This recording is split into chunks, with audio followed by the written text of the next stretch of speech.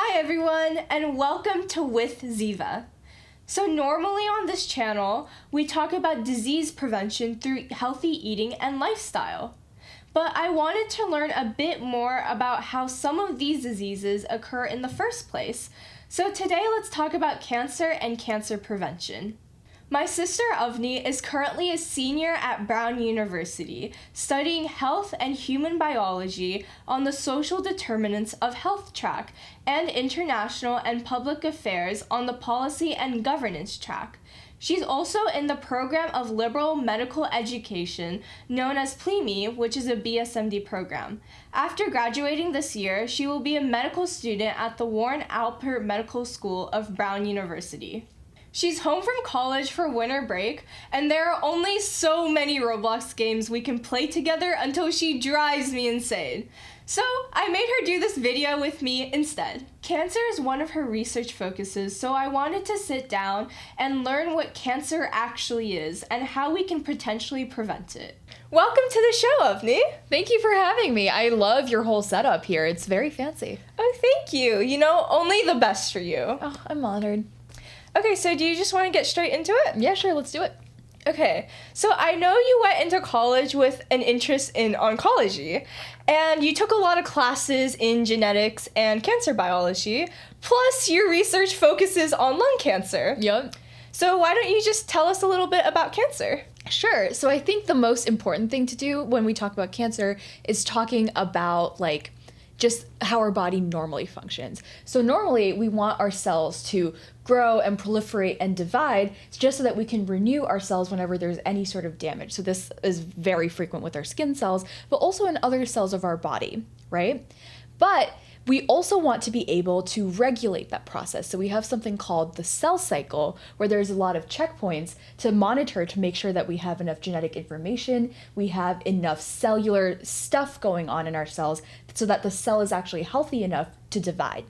The problem is that cancer arises when there are mutations that can control the growth and proliferation of the cell such that this growth and proliferation of the cell is abnormal. It's out of control. And cancer has essentially co-opted this growth pathway and is able to do whatever it wants. And then it mutates and grows into a tumor eventually, right? Exactly. Yeah. So it's interesting that you say that mutations cause cancer, because I've heard a lot of things cause cancer. Like, for example, if you're in the sun for too long, the UV radiation can cause skin cancer. Mm-hmm. If you smoke, you can get lung cancer. And if you get some sort of weird stomach bacteria, you can also get stomach cancer. And there's of course a lot of other cancers, which I won't list right now. And there's also a lot of other carcinogens and toxins that also cause cancer. So are mutations the only thing that causes cancer, or are there other factors that come into play? And what causes these mutations? So this is one of my favorite questions, and I think it's a really good question, and the question that we should be asking when we talk about cancer, because yes, mutations cause cancer, but when I'm talking about mutations, I don't necessarily mean inherited mutations, so mutations that you get from your parents when you're born. I'm also talking about acquired mutations, and a lot of the carcinogens that you mentioned actually cause these mutations to happen within the cell. So when we're talking about smoking and lung cancer, in smoke with tobacco and vaping, there's a lot of nitrosamines, formaldehydes, and carbonyls that are released that then sort of interact with your cells and cause so much DNA damage and so much genotoxicity that it fundamentally mutates different genes in the cell and encourages them to abnormally proliferate, causing lung cancer. When we're talking about the stomach bacteria you mentioned, H. pylori or Helicobacter pylori, that's a bacteria that can release a lot of different sort of cytokines and toxins and all these other particles, like CAG-A specifically, that causes genotoxic stress that induces this DNA damage. But the other aspect of it is that it also creates a very inflammatory environment. And this environment is very important because while some cells might not be mutated, your cells will always generally have some sort of mutation, any sort of cellular replication or cellular proliferation. It's not going to be 100% perfect because we're making so many of them, right? But you are typically fine if you have a few mutations here and there, right? But the problem is that the environment that is being created in your body could be very inflammatory, could be very conducive to creating some sort of tumor like cancer. And that's when those dormant but mutated cells will then become very malignant and become very cancerous and become very harmful because they're receiving all of these other factors in the environment that are signaling them to grow. I'll give you an example. For colon cancer, insulin is considered a very potent growth factor. So people with type 2 diabetes who have a lot of insulin, but that insulin is resistant to taking up glucose in the blood, there's just a lot of insulin present. The cancer cells or the mutated cells in your colon will see this as like a growth factor, a signal to go grow, to go proliferate. And then that is actually what causes colon cancer. The one thing I will say is that, both, it's a combination of both your genes and your environment.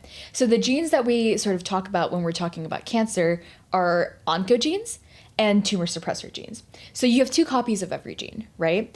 Oncogenes are typically, under normal conditions, turned off, and cancer mutations will frequently turn them on to then abnormally grow and divide as cells. Right? Your tumor suppressor genes, they're typically on because they're suppressing growth, right? They're kind of regulating. They're being like no grow signals. And then you will turn off both tumor suppressor genes, both copies of the tumor suppressor gene in order to be able to grow and proliferate. For oncogenes, you only have to turn on one copy, if that makes sense. Mm-hmm. And oncogenes are the mutated version, right? Because the not mutated version is proto-oncogene. Exactly. So proto-oncogenes signal to your cell that you should be growing and dividing and proliferating. And again, that's something that we do want. We do want to be able to rejuvenate our cells every so often, especially when we're encountering damage like liver damage, for example. We definitely need our cells to renew. But the problem becomes when it becomes mutated. Then it just like steps on the gas pedal and uncontrollably divides the cells. Exactly. Yeah. I'll give you an example. With breast cancer, the gene that we talk about a lot is BRCA, specifically BRCA1. It's a very important tumor suppressor gene. And a lot of women who typically have a family history of breast cancer and ovarian cancer, when they get genetically tested, they'll see that they have a mutation for the BRCA1 gene. And I think the most important conversation here is the importance of genetic testing, but also the caution that we need to take, because a lot of these unknown variants or variants of unknown significance were reported when it came to BRCA. So not that they were mutated, but there were enough variations in the BRCA1 gene that we didn't know whether or not it was a cancer mutation or whether it was a mutation that our body could thrive. And that led to a lot of women getting hysterectomies and mastectomies to remove their breasts and ovaries and breasts. And, I think it just needs to be a balance. But because these are tumor suppressor genes, only one of the BRCAs is usually mutated and the other one is still okay. The problem just becomes when it comes into contact with a lot of different carcinogens. Mm-hmm. So mutations cause cancer, but do all genetic mutations cause cancer? And how does cancer develop from these mutations?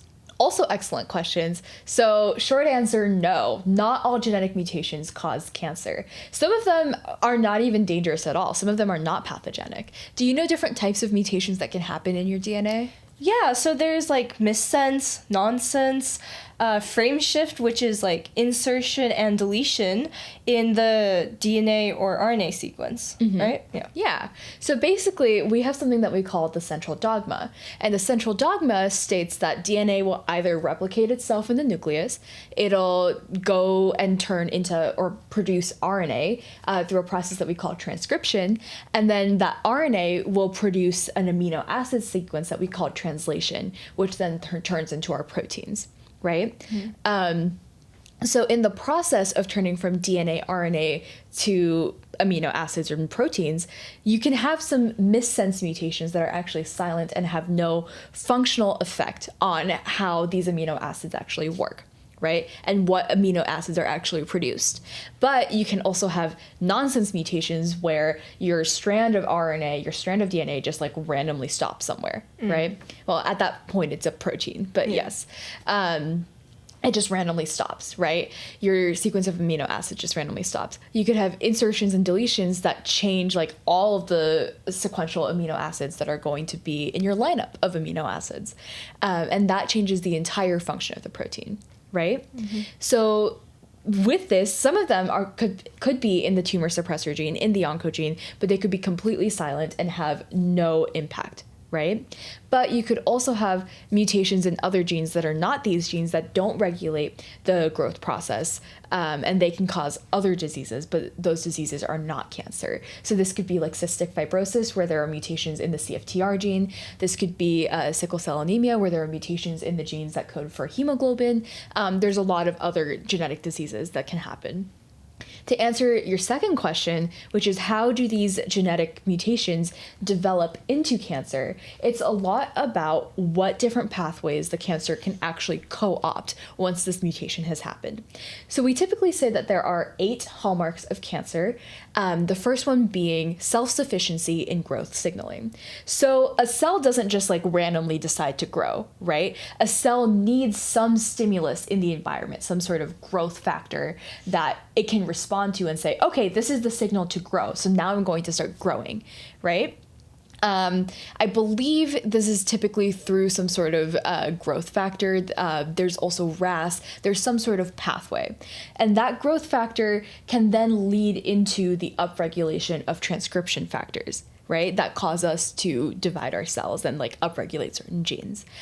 Some mutation in that pathway has happened that allows cancer to sort of create its own growth signal. So it doesn't need anything from the environment telling it to grow. It just is producing this on its own. The second hallmark of cancer is insufficiency or irresponsiveness to growth inhibition. So there will also be factors in the environment telling the cancer or telling cells in general that, hey, you got to stop growing because you clearly don't have enough genetic information. You're not stable enough as a cell to keep growing and dividing, so you need to stop, right? We need to terminate that. But cancer is just like not responding. It's acquired some sort of mutations where even if those growth inhibition signals are in the environment, it's just not going to respond to it, right? So we have creating your own go signals, not listening to the stop signals, and then the third one is immortalization. So typically we have telomeres on our chromosomes, right? And our telomeres are protecting our chromosomes and our genetic information. What happens during DNA replication and transcription and translation is that there's always some genetic information at the end that we don't transcribe. So the reason why we have these telomeres is that they don't have any valuable genetic information, but it's something for us to be like, hey, that's the part we're going to cut off. It just doesn't have anything valuable to begin with. And then they sort of get shorter and shorter, the ends of our chromosomes, as we age, right? What cancer does is that it just keeps on producing telomerase. Through telomerase, it keeps on producing telomeres and lengthening our chromosomes to stay immortal and have a lot of this aberrant genetic information. So we have 3 of the initial hallmarks of cancer so far, right? The next is resistance to cell death. So do you know any sort of types of cell death that could happen? Yeah, there's programmed cell death, which is apoptosis, right? There's also things like necrosis, necroptosis, like mechanisms of cell murder, cell suicide. There's senescence, which is just through signaling. Lots of different ways to tell your body that certain cells need to die, right? Just because they're not good enough, right? They're not healthy enough to actually thrive in your body. But those signals need to be sent from other cells in your body, right?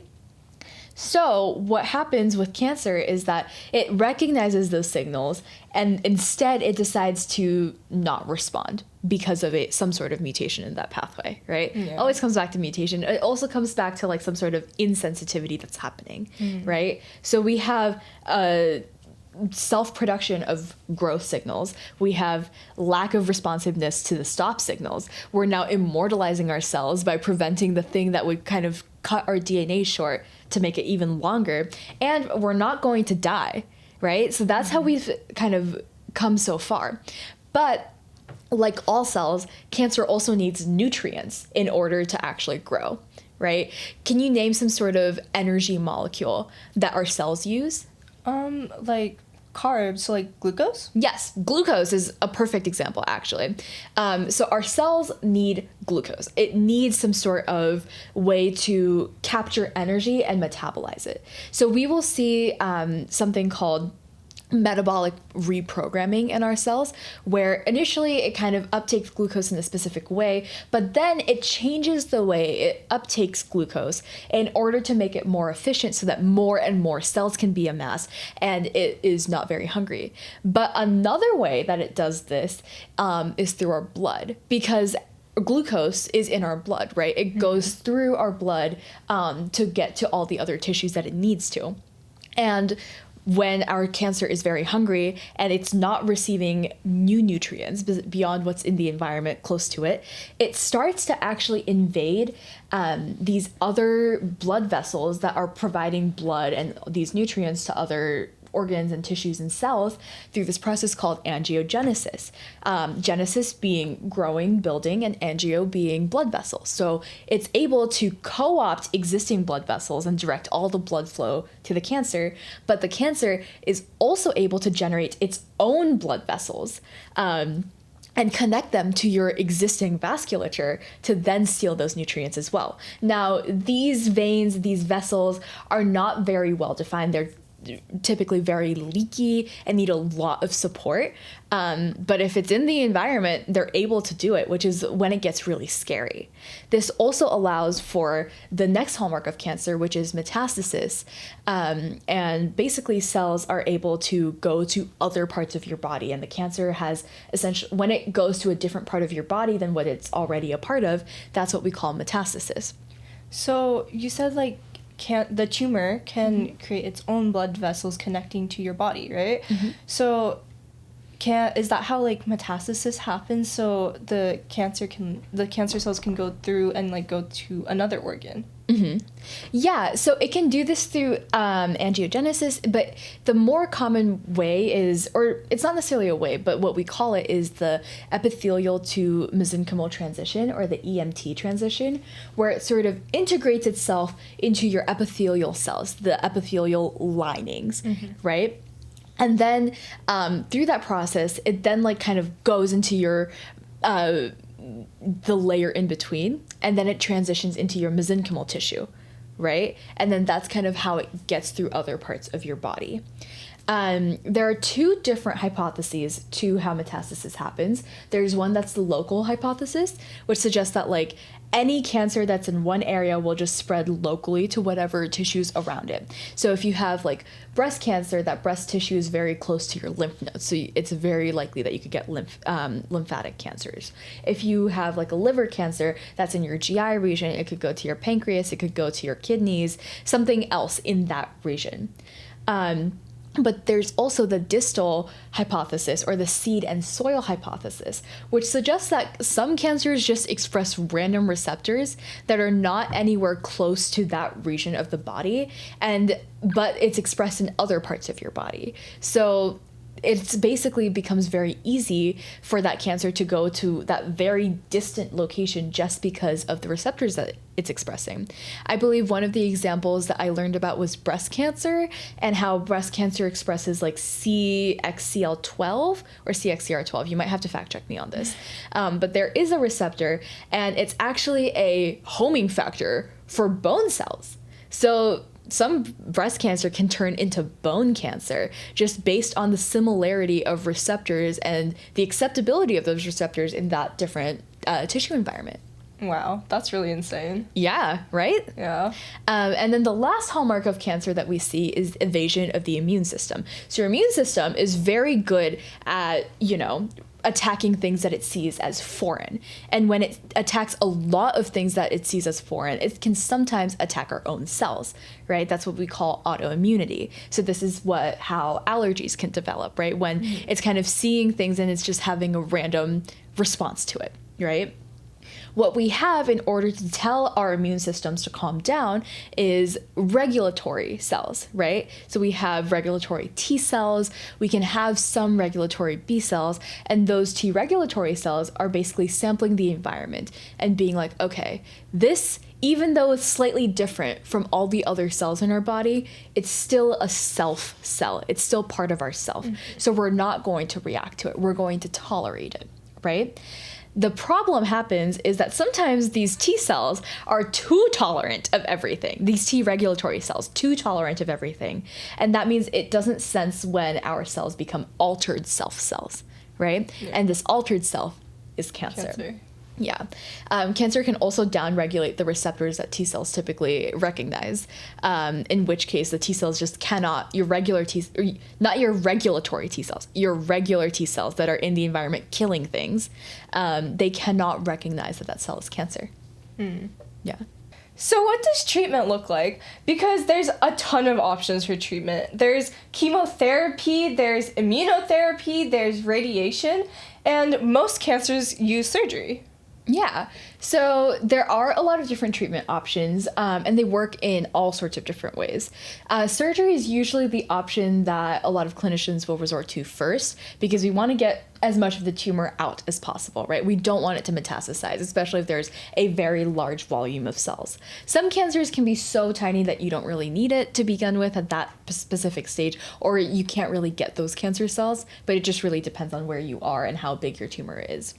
When it comes to chemotherapy and radiation, it all relies on inducing more DNA damage, which I know seems a little bit counterintuitive, right? But the problem with cancer is that it's encountered enough DNA damage where it's a problem, but it's not enough to the point where things in your cell checkpoint and like things that are regulating your cells are actually being like, oh my goodness, this is a problem. We need to kill this cell. We need to stop growth of this cell. So what chemotherapy especially seeks to do is just cause as much DNA damage as possible, make as many double-stranded breaks, single-stranded breaks, whatever it is, like cut it as much as possible so that then at least things will be like, oh my goodness, something's seriously wrong with this cell. We need to kill this cell. Or this cell is just like not functional enough, right? And then that is what allows for the cancer cells to actually die. The problem is that it's not a very specific treatment. For treatments in general, the more specific they are, so in terms of like targeting a specific receptor that's only prevalent on like a specific type of cell, that is what limits side effects. But for something like chemotherapy or radiation, it's not specific to just the cancer cells. It's killing all cells. So that's why you'll see a lot of cancer patients go bald, feel very ill. It's because all of their cells in their body are sort of dying. And then for immunotherapy, there's a lot of different types of immunotherapy, but it's working to essentially resensitize your immune system and recognize cancer as this, like we talked about it earlier, but like the altered self cell, to recognize it as like an irregular cell that we need to kill. There is CAR T therapy, there is CAR NK cell therapy. T cells and NK cells, or natural killer cells, are different types of cells in our immune system, and CAR stands for chimeric antigen receptor. So basically taking things that are expressed on your cancer cells, feeding them to your T cells or your natural killer cells, and being like, hey, immune system, like, wake up, these are the receptors that you need to be looking for, and these are the receptors that you need to be killing. Like if cells have them, you need to kill those cells. Then those cells, those T cells and NK cells will start killing those cancer cells. So since there's a lot of treatments, how do you know for like which specific treatment to use for what cancer? So that is a very big gamble, and you really need to know based on the type of cancer that you have. For breast cancer, for example, even for breast cancer, it's not a one size fits all sort of treatment. There's different types of breast cancer. Breast cancer cells will typically express progesterone or estrogen receptors, or they'll express some sort of we call it a HER2 growth factor receptor, right? So if you have breast cancer and your breast cancer expresses all three receptors, it's pretty great, right? Because that means we can have specific antibodies like target those specific receptors, right? I believe it's a treatment called Herceptin, and it's a monoclonal antibody that'll recognize those specific cells and then treat it through immunotherapy. But you can also have a very dangerous type of cancer called triple negative breast cancer. And triple negative is negative for expressing progesterone receptors, for expressing estrogen, for expressing HER2 growth factor receptor, right? So if you don't express those receptors, we don't really have a sense of what marker is expressed on these cells. So we don't have a specific treatment that can target those receptors, in which case we may need to use something that's a little bit more general, like chemotherapy. Wow. Cisplatin is one that's commonly used for ovarian cancer. It's like for very big tumors, and a lot of other different types of cancers as well. Like cisplatin and carboplatin are very platinum-based drugs. And that platinum itself, those platinum molecules will cause that much DNA damage.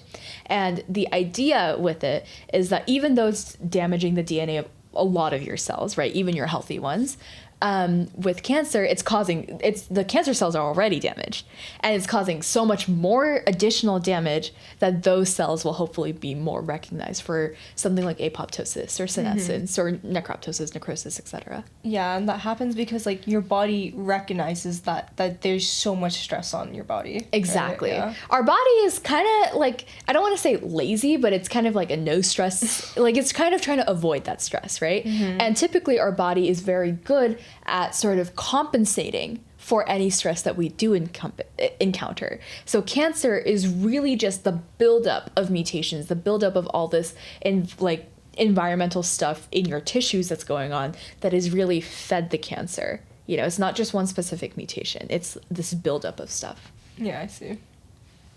So it seems like there's a lot of burden to go from a mutation to a full-grown tumor that then like metastasizes and then goes to different parts of your body.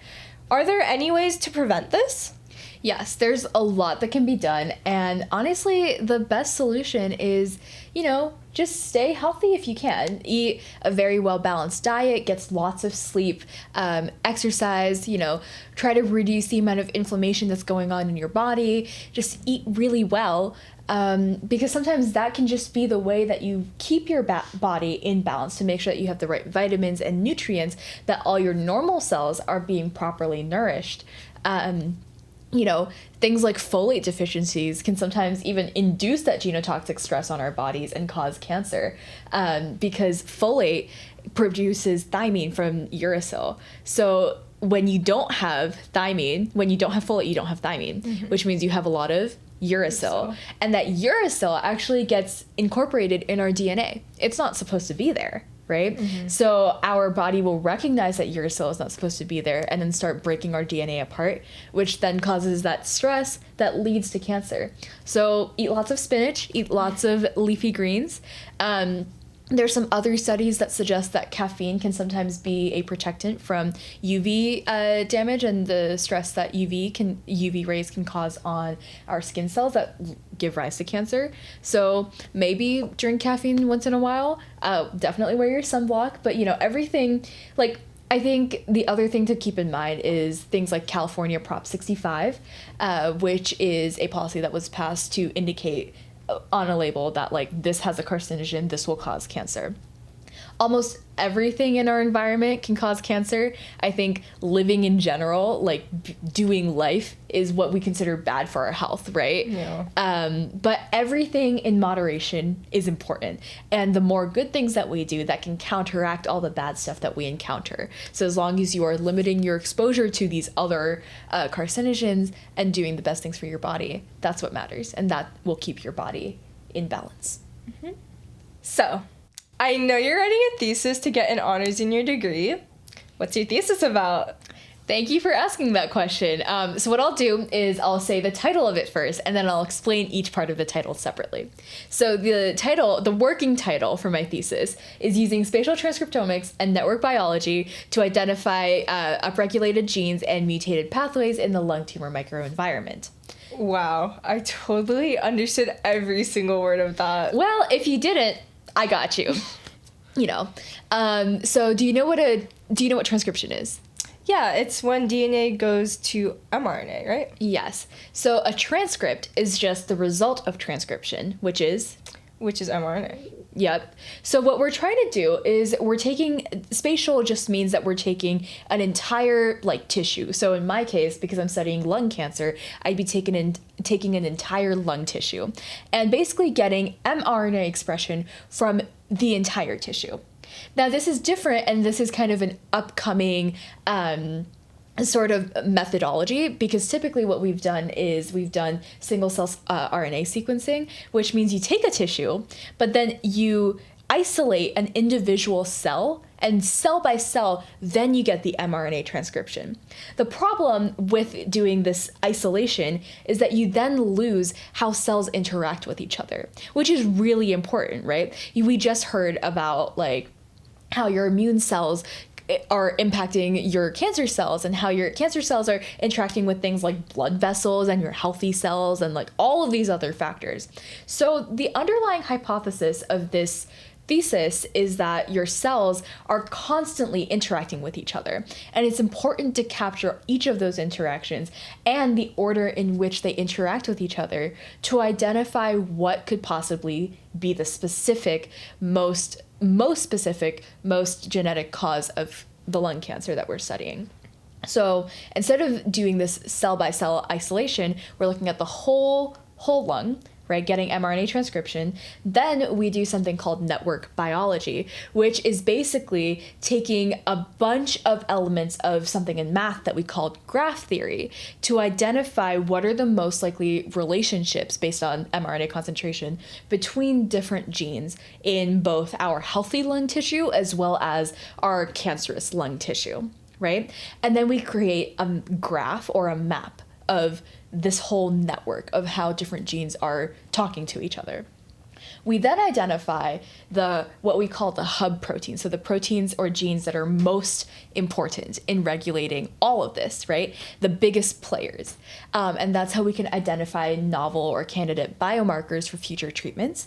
We're also going to identify what cells are the biggest players in this, so that through all of this, we know how we can more specifically treat cancer, especially for lung cancer. Lung cancer is an environment that has a lot of immune cells.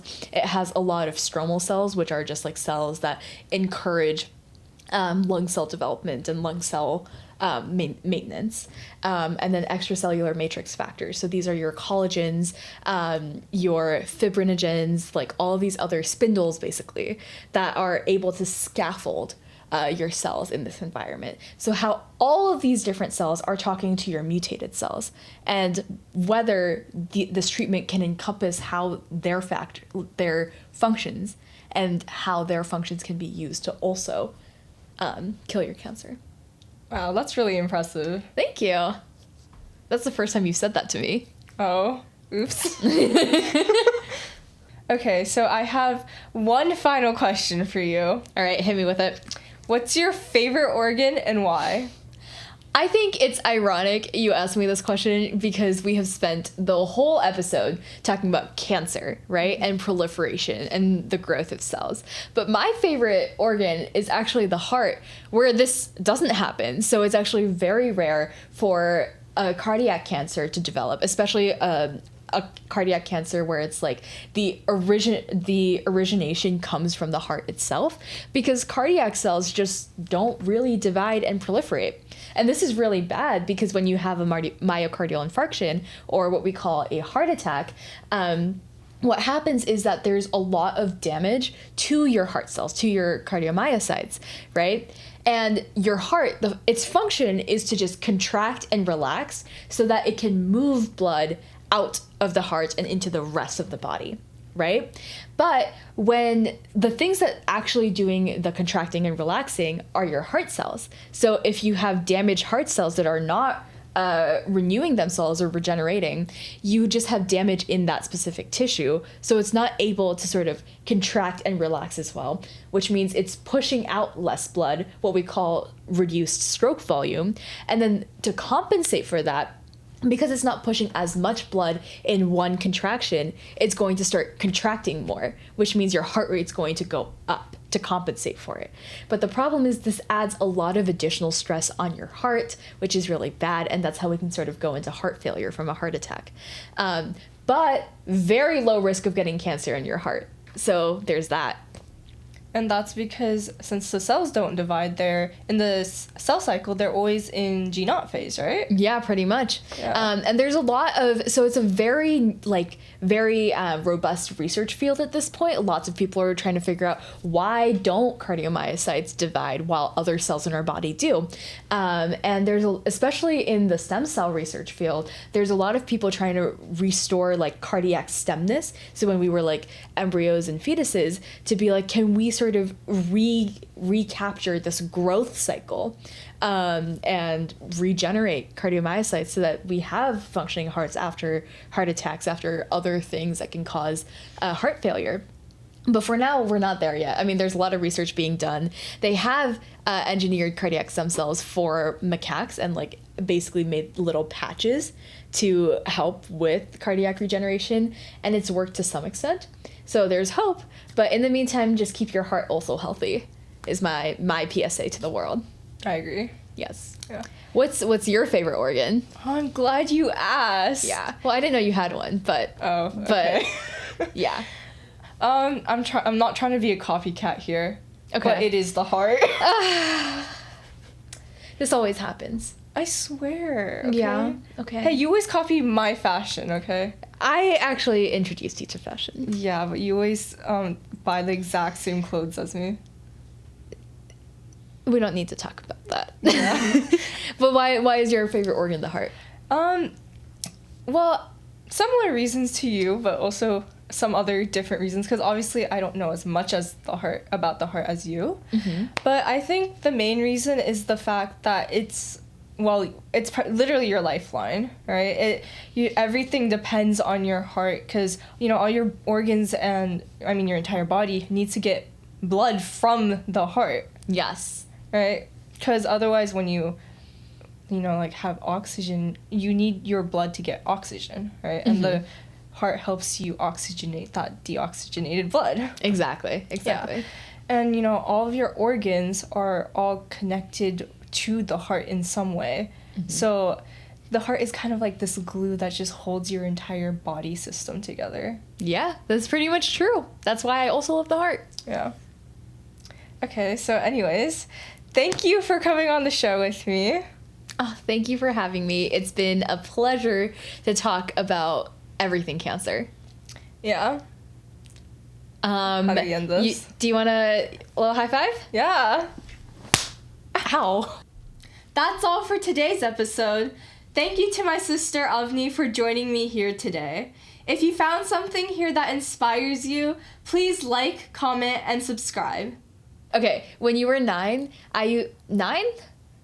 Nine? Maybe when you were younger.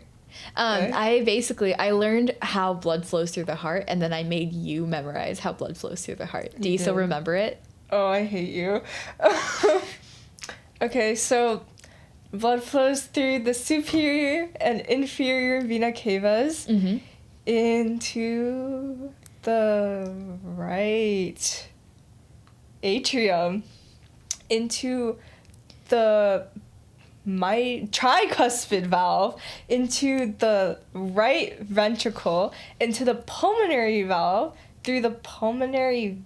No, it goes to your lung. Pulmonary, there's something... Pulmonary artery. Yes. And then into your into your lungs to, get oxygen. And remove carbon dioxide. Mm-hmm. And then it goes through your pulmonary veins. Mm-hmm. And then it goes into your left atrium, Mm-hmm. into your mitral or bicuspid valve, into your left ventricle, into your aortic valve, into your aorta, and then to the rest of your body. Yeah, good job! Yay!